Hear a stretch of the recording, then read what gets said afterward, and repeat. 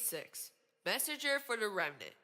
For it is the spirit of prophecy who bears testimony to Jesus. Revelation 19:10. On a day like today, November 26, 1827, Ellen Gould Harmon was born in Gorham, Maine, United States. Later, she will marry and would be remembered as Ellen G. White.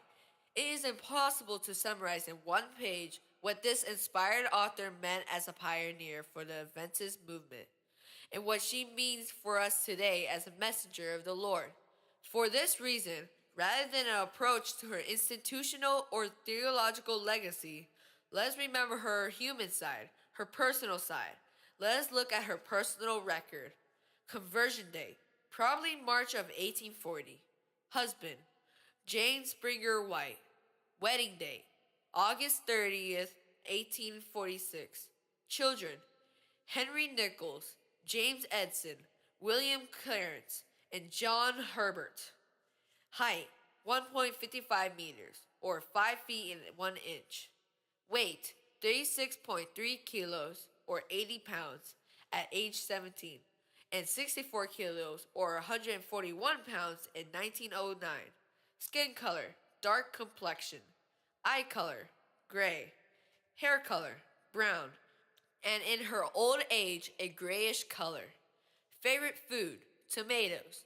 Favorite flower, red roses. She also liked pansies. Favorite Bible text, 1 John 3:1 and 2 Peter 1. Her writings. During her life, she wrote 26 books, and at the time of her death, 24 were already in circulation and 2 were about to be printed. Best-selling book, Steps to Christ. Character traits. She had a sense of humor. She was a very helpful neighbor. She shared the products of her garden. A woman of conviction, but gentle in her manner and in her voice. She was friendly but not nosy or curious. Personal pleasures. She loved to contemplate nature. She loved animals. She greatly enjoyed church school picnics. Highlights. Indefatigable writer. Fervent speaker. Recognized as a good fabric buyer. A good hostess.